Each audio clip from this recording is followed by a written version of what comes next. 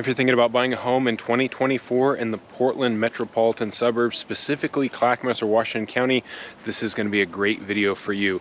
I'm going to cover the zip codes in those counties, the top 3 zip codes that appreciated the most over the past year. So in other words, if you bought a house just about a year ago and had to sell it right now, what are some of the areas in Clackamas and Washington County that you're actually going to see the greatest return on your investment?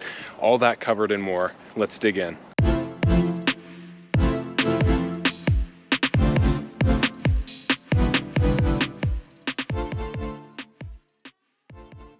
So we did an inverse of this video about a quarter ago. I think the title of it was the worst suburbs in the Portland metro area to buy in. And it's kind of clickbait. I don't think that any of those areas mentioned in that video are bad areas. It's just that people that watch these videos oftentimes want to know things like cons and the worst this or that. And so that's what we covered in that video, was just simply going by data. It wasn't subjective, it wasn't personal opinion, just purely data. Now this video is going to focus on the homes that have appreciated the most. And the methodology for this is I took sales data from about the past 3 months. I went back to the beginning of November from 2023. So towards the end of February, got a short month here, it's not quite the end of February, just over 3 months of data. And then I compared that sales data to the previous year around the same period. And I'll share that spreadsheet with you here in just a moment so you can look at some of these numbers that I'm going to talk to you about. But to be clear, we're talking about sales data, not home values. Two different things, although highly correlated. They're highly correlated because that's how home values are determined by realtors, is by sales data. Typically you want to find the most comparable homes to the home in question, and we usually don't like to look back beyond 3 months. You only might look back beyond 3 months if you just didn't have that much data. So this should just give you a rough idea of the areas that we're talking about here. If you ever want to know exactly what your home's worth, we'll find all the most comparable sales, the closest to your home within the last 3 months, and that will give us an idea, and so on and so forth. We'll iterate from there. That'll give us an idea of what your home is worth. Now, one of the criteria that I used for this video is I narrowed it down to single family homes that are between 1,500 and 4,000 square feet. Did that to remove maybe some of the fixers, maybe some of the properties that are going to skew our averages, that are way above the average, which there are some of those properties in the areas that are going to show up on this list. 4,000 feet might sound like a lot to some people.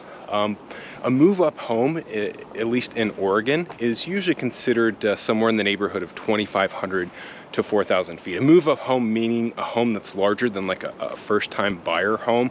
You're buying that home because you need more rooms, more space, whatever it may be. So about 2,500 to 4,000. 4,000 may be a little bit on the bigger side. You might go closer to like 3,500, but at least that will eliminate some of these monsters that are really going to skew our data. And some of the data was a little bit surprising for this. So let's dig into it. We're going to start with Clackamas County first. So the first zip code that has appreciated the most over the past year, again, taking averages of the last 3 months sales data to the previous year, and those 3 months, is going to be zip code 97267, which is in Milwaukie. Milwaukie has 2 zip codes. The other zip code is 97222. There's about 25 to 30,000 people in each zip code.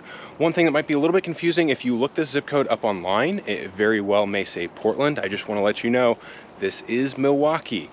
You can put Portland as a postal code, and the postal code, the purpose of that is really just to deliver mail, not to dictate municipalities. So don't be confused if you look up that zip code online and you see Portland rather than Milwaukie. It is Milwaukie. There's a few places in there that you might consider like Clackamas or North Clackamas, but everybody living in the area is going to consider it Milwaukie for the most part.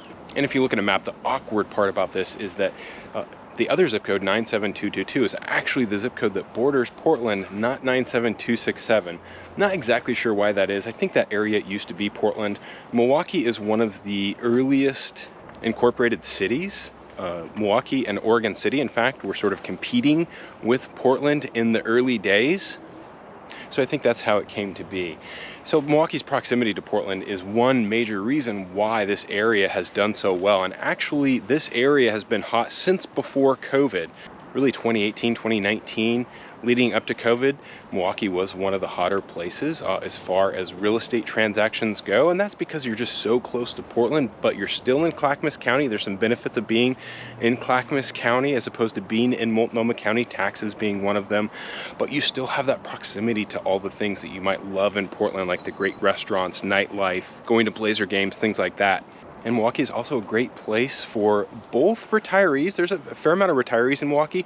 There's a fair amount of young people that want to move to Milwaukie because of that proximity to Portland and because of the prices. Milwaukee's prices really kind of fall in line with average Portland prices. Used to be a bigger gap between Milwaukie and Southeast Portland, but because of its popularity and because of that sales price growth that you're seeing, that gap has since narrowed over the past 4 or 5 years. You're going to find a pretty wide variety of homes in Milwaukie given its age. So you're going to find homes from the turn of the century. You're going to find a fair amount of mid-century ranch, tri-level, split-level type of homes. And then there's also some new construction. Not a ton of big new subdivisions. There's maybe one, at least maybe medium-sized subdivision, and then a handful of new builds here and there. So you've got a mix of real estate, again, all kind of around Portland average prices. Shopping is excellent there. You've got Costco nearby. There's a Trader Joe's nearby. The Clackamas Town Center is right next door. Then across from that is the Clackamas Promenade. So you've got about as much shopping as you're going to want in this area, really as anywhere else in the entire Portland metropolitan area. Next on the list is zip code 97035, which is Lake Oswego. It actually just happens to be right across the way, right across the river is the zip code 97035. If you're not familiar with Portland and you're looking to move to Portland, you've probably heard about Lake Oswego. It is one of the most desirable places to live around the Portland metropolitan area and consequently one of the most expensive places to live.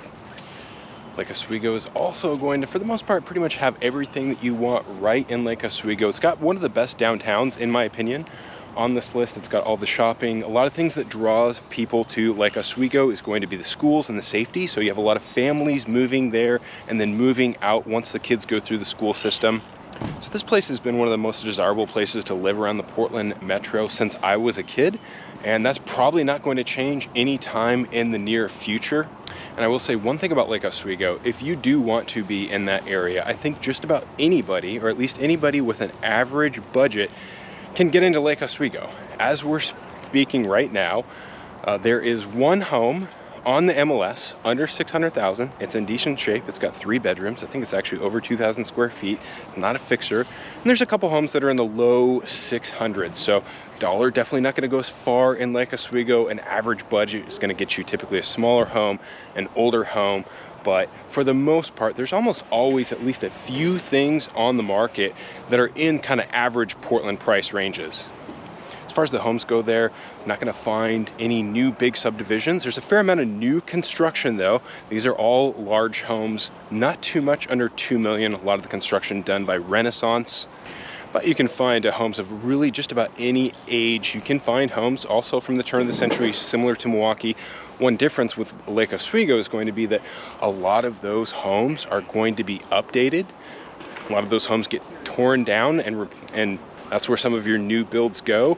Whereas with Milwaukie, you're not going to see as many updated older homes. So if you're looking for something that you can add some value to, Lake Oswego is probably not going to be your best place. You'll probably look somewhere more to like a Milwaukie or maybe in Oregon City. And just the one thing that's a little bit surprising, right now you've probably heard there's a lot of unaffordability going on right now. We have historic unaffordability. And you would think when things are so unaffordable, the more expensive places, the more affluent places wouldn't see as much growth, but we're still seeing this. Again, if you watched my last video that covered the worst neighborhoods, we did briefly, because I had numbers for all the neighborhoods, did briefly take a glance at the neighborhoods that did well, and Lake Oswego was also in there at that time. Now there's one big surprise that actually flip-flopped. That's going to be in Washington County. I'll get to that in just a moment. But first, our third and final zip code, I'm doing top 3 for each county. Our third and final zip code for Clackamas County is going to be 97068. That is West Linn.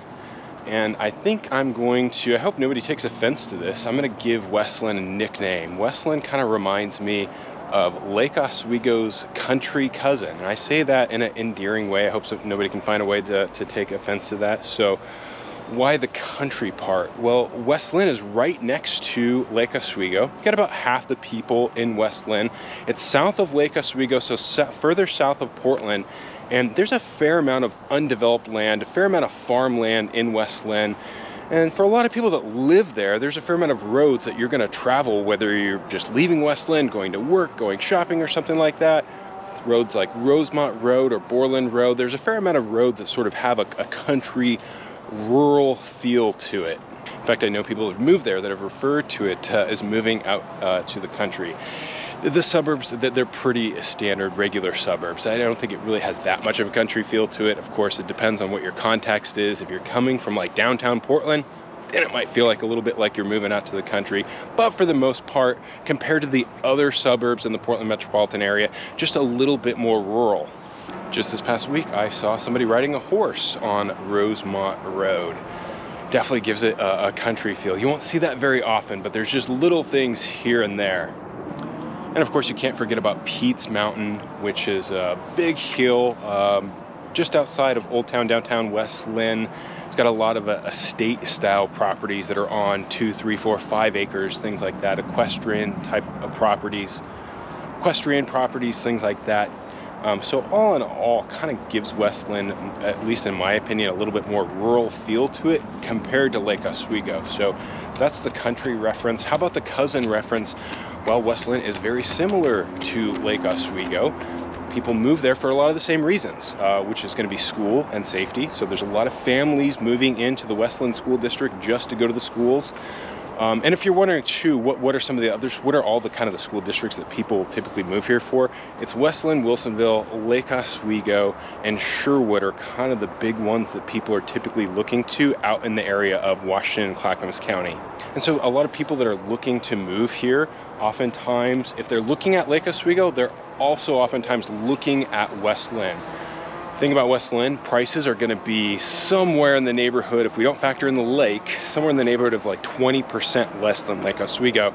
If you're comparing apples to apples properties or like home sizes or lot sizes, and you got something that's got lake access or some sort of easement to the lake or a lake view in Lake Oswego, it's going to be more than a 20% difference. But in general, West Linn about 20% less than Lake Oswego. So West Linn going to be a lot more affordable than Lake Oswego. And for the most part, give most people just about everything, if not more, that you would want, that you would get from Lake Oswego. And similar to Lake Oswego, when I was growing up, when I was a kid, West Linn was also a very desirable place. Been that way for a long time, probably won't change anytime in the near future. All right, let's hop on to Washington County now. But first, welcome back to the channel, or if you're new to this channel, living in Oregon, my name's Seth Marchant. I'm a licensed broker in the state of Oregon. We've helped a lot of people relocate to Oregon from outside of the state. So if you're one of those people, if you have questions, if you're thinking about taking the next steps, I invite you to call, text, email, or find all of my contact information in the description below. And if you want to see more videos about what it's like to live in Oregon, whether we're talking about neighborhood values, tours, drone footage, pros and cons, whatever it may be that gives you really kind of a feel of what it's like to live here, make sure and subscribe to this channel. Next on the list, coming in at number 1 for Washington County is zip code 97078, which is Aloha, a little unincorporated area, maybe about 25,000 people in Washington County. Also could be considered Beaverton, which is where a lot of people that relocate to Portland, especially that are moving out to the west side, go to, because that's where a lot of the jobs are. That's where Silicon Forest is. That's where Nike and Intel are. So it's not surprising for this area to come up on the list. This is also right next to Reed's Crossing.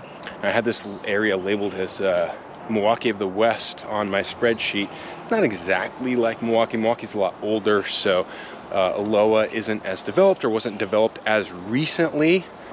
You're not going to find those older kind of turn-of-the-century homes in Aloha that you would in Milwaukie, but similar amenities, similar price point, kind of similar rating for schools and safety, and just kind of in a good general area for development. Now, if you haven't heard of Reed's Crossing, it's the largest mixed-use subdivision in the state of Oregon. There's going to be about 2,500 single-family homes there, about 1,400 multifamily homes there.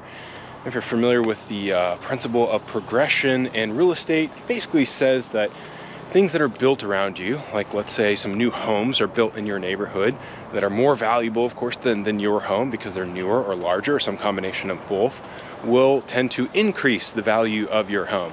So probably not a surprise that this is coming in first, being so close to Reed's Crossing.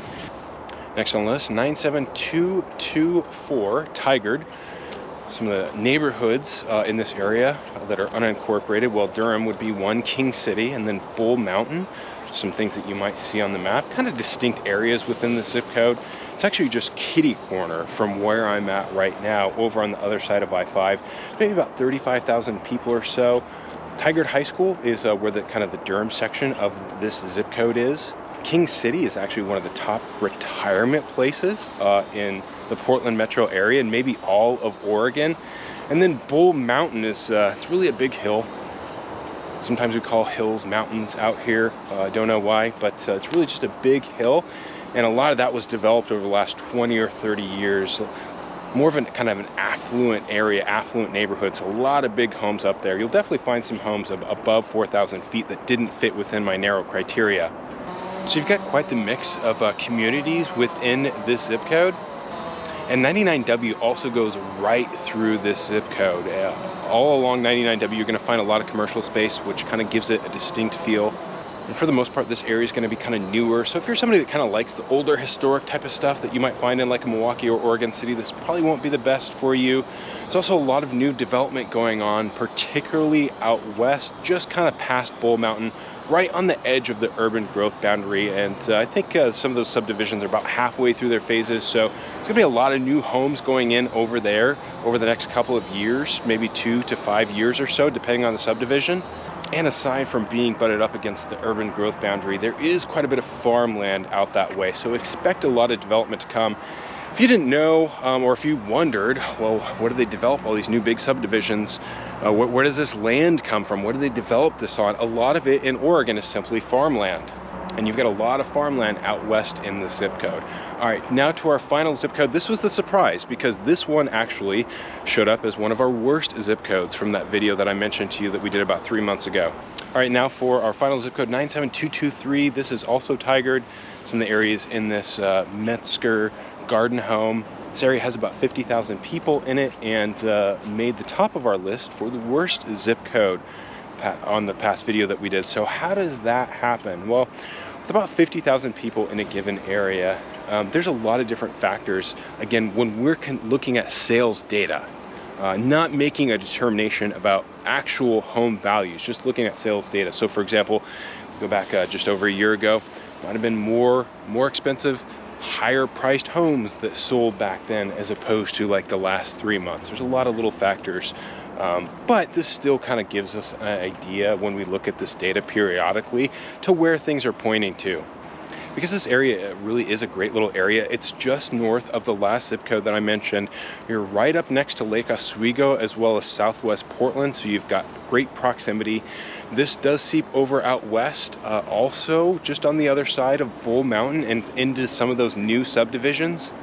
So you've got a lot of different homes here. A lot of the northeastern part of the zip code was developed in the last 50 or 60 years ago, around mid-century, whereas if you go further out west, a lot of that zip code closer to Bull Mountain was developed the last 20 or 30 years, so you've got a pretty good mix of homes here. Also got great amenities. There is a Trader Joe and a Costco nearby. Overall got kind of a suburban feel to it. Probably not going to have much of a rural feel to it like some of the places that we talked about. And maybe even less so of a suburban feel to it because you're so close to Portland. You have I-5 and 217 that go right through the zip code, which are two major throughways. So you're gonna have quick access to go anywhere that you need to go. But you know, you might, some of this area, you might also feel like you get a little bit more urban with this area. So if you want to stay a little bit more urban but still be out in the suburbs, there's going to be some good spots, maybe in the northeastern corner of the zip code. And once you get out west, it starts to get pretty rural. So I hope that helped you to shed some light on what sales have been doing. So I hope that helped to shed some light on what sales have been doing in some of these areas recently. If you're thinking about buying or selling, we do list homes. We're happy to tell you what we think your home is worth. If you're thinking about buying or selling, invite you to contact me. You can call, text, email, hit that QR code. That'll take you to our website. Give me a thumbs up if this video helped you. Lets me know I'm doing a good job. Feel free to comment. We'll reply back. Let me know what you think of these areas or what you think the market's going to do. We're going to see a lot more when the spring market comes here in the next few months. Until next time, take care, everyone.